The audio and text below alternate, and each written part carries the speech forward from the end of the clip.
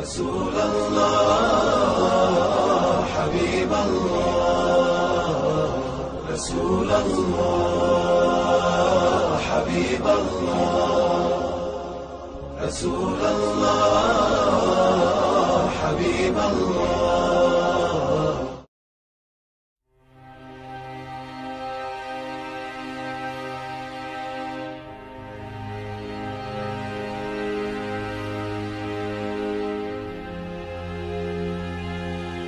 When the first antibiotics were introduced in the 1940s, they were hailed as wonder drugs, the miracles of modern medicine. And rightly so. Widespread infections that kill many millions of people every year could now be cured. The human condition took a turn for the better, and life expectancies increased significantly. The message on this World Health Day is loud and clear. The world is on the brink of losing these miracle cures. The emergence and spread of drug-resistant pathogens has accelerated.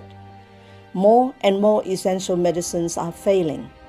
The arsenal is shrinking. The speed with which these drugs are being lost far outpaces the development of replacement drugs. The implications are equally clear. In the absence of urgent corrective and protective actions, the world is heading towards a post-antibiotic era. Many common infections will no longer have a cure, and once again, kill unabated. No action today means no cure tomorrow.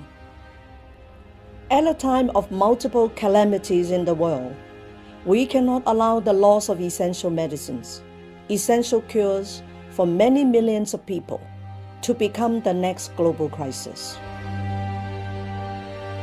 Ada lagi komentar atau tulisan seorang ahli yang sampai menulis buku, Dr. Shigeo Haruyama misalnya dari Jepang, yang mengatakan bahwa hanya 20% penyakit yang bisa diobati dengan obat-obat modern.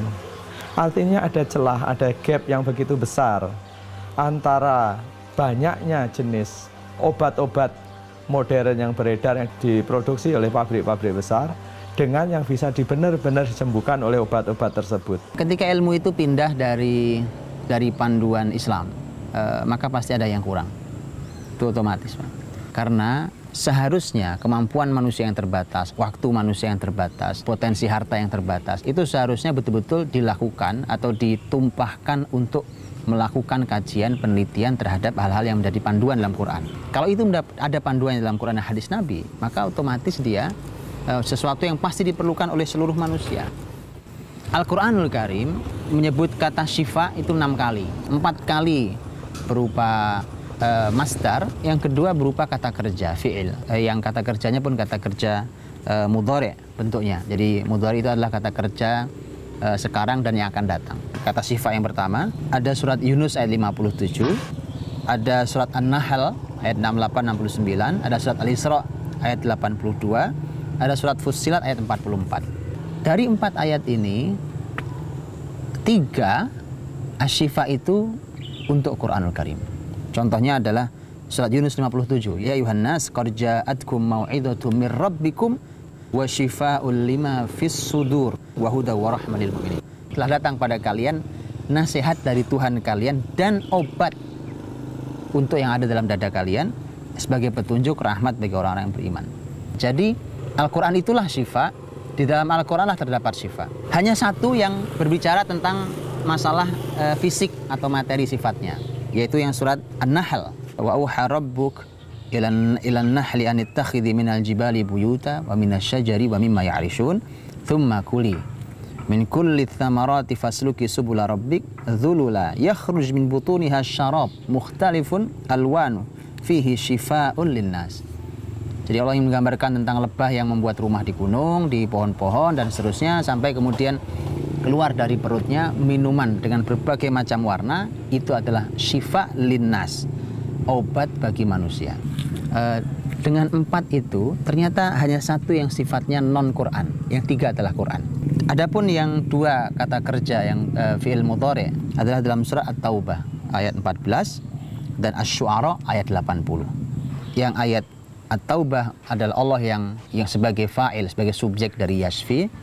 Asy-syu'ara juga Allah sebagai subjeknya dari yashfin.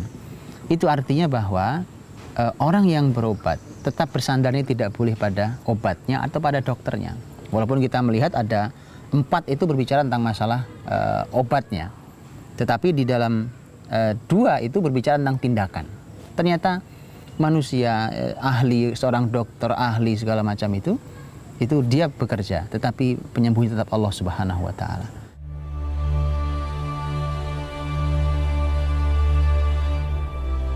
Tib dalam bahasa Arab artinya adalah pengobatan. An-Nabawi adalah dari Nabi SAW.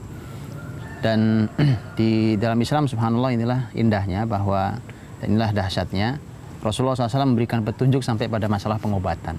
Obat-obat yang dicontohkan oleh Rasulullah SAW dalam hadisnya juga yang dipraktekkan, beliau dipraktekkan oleh para sahabat dan dokter-dokter Islam pada zamannya, itu valid sampai sekarang. Contoh yang sederhana adalah habatus sauda misalnya.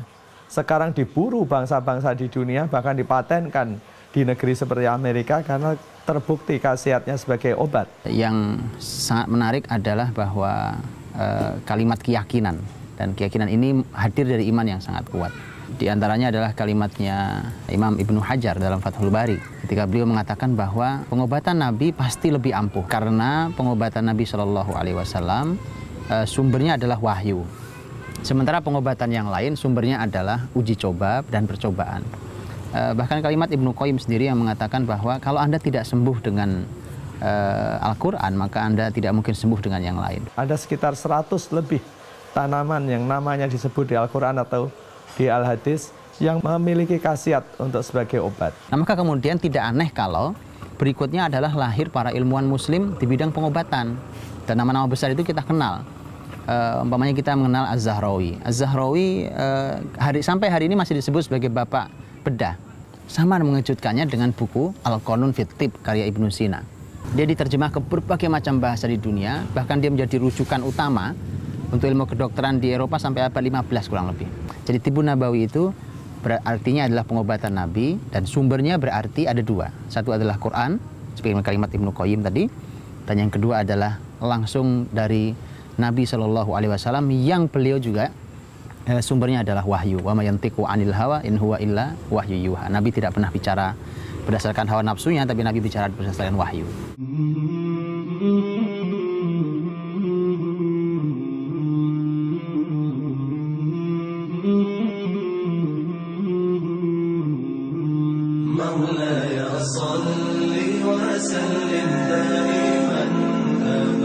Pengobatan ini merupakan ilmu sangat penting dalam kehidupan manusia.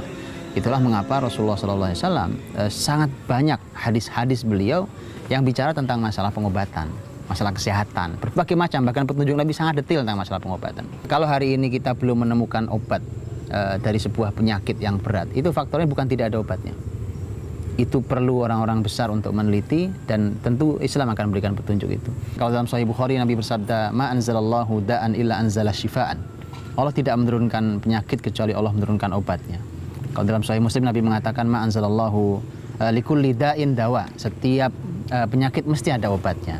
Nah, dari sinilah kemudian harusnya memunculkan sebuah ide-ide besar. Contohnya adalah Dr.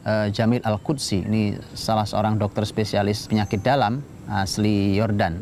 Beliau melakukan penelitian 10 tahun setidaknya, baik terhadap buku-buku ilmuwan kedokteran Islam dahulu atau terhadap Al-Quran langsung dan hadis Nabi Shallallahu Alaihi Wasallam. Saat beliau diwawancarai berkali-kali beliau mengatakan subhanallah, alhamdulillah, masya Allah, karena dia sendiri sebagai seorang peneliti mengatakan saya tidak menduga hasil sebesar ini. Padahal beliau baru meneliti satu ilmu saja dari dunia kedokteran, yaitu ilmu nutrisi keseimbangan. Itu saja sudah menyembuhkan banyak sekali penyakit. Hari ini juga, ini sudah lebih tua usianya, seorang ahli Al-Quran, seorang ulama, Syekh Abdul Majid Az-Zindani, rektor Universitas Al-Iman, Yaman. Beliau menyembuhkan penyakit-penyakit yang sangat berat, dari mulai AIDS, kanker, segala macam, supaya bisa diakui uji labnya di Amerika, diobati oleh beliau di Yaman. Beliau bukan dokter, tapi apa yang beliau lakukan, sampai hari ini beliau belum mau membuka ilmunya, tapi sudah dicoba didesak oleh banyak kalangan, karena itu ilmu sangat bermanfaat. Beliau hanya khawatir bahwa ilmu itu dicuri gitu oleh orang-orang yang tidak bertanggung jawab. Beliau sangat siap untuk berbagi gratis, tetapi tidak oleh para kapitalis yang semua hal harus berupa uang dan manusia menjadi sangat sulit untuk mendapatkan obat dan seterusnya. Ketika putra beliau ditanya, apa sebenarnya yang diteliti oleh beliau? Jawabannya anaknya sederhana. Ayah saya meneliti hadis Nabi Shallallahu Alaihi Wasallam. Jadi bayangkan Quran menantang banyak sekali para ilmuwan untuk hadir. Inilah peluang sebenarnya bagi umat ini yang yakin dengan kebenaran Al-Quran, yang yakin dengan kebenaran hadis, bahwa mengelaborasi, mengeksplorasi di negeri tropis yang sangat kaya dengan hutan-hutan, sangat kaya dengan tanaman-tanaman perkebunan, bagaimana kita bisa menghasilkan madu yang baik di negeri ini. Maka seharusnya ini menjadi peluang kita. Peluang untuk menyembuhkan penyakit yang ada di masyarakat kita. Apabila ini kita berhasil, dua hal yang bisa kita peroleh. Pertama, kita bisa mengatasi masalah-masalah penyakit dengan apa yang ada di sekitar kita. Kedua, ini menjadi peluang industri, peluang ekonomi yang luar biasa, yaitu mengelola secara berkesinambungan potensi alam untuk kebutuhan manusia. Kalau begitu, alangkah menariknya gitu, ketika buku-buku itu diungkap kembali hari ini, yang sumbernya adalah Rasul dan Rasul bersumber Quran dan hadis beliau. Ditambah bahwa setiap zaman muncul masalah baru, dan setiap zaman harus ada orang yang meneliti untuk mencari solusi, tentu dengan sumber Tibun Nabawi itu. Kedepan, pengobatan itu yang akan memberikan solusi hanya Islam. Quran yang memberikan solusi. Rasulullah,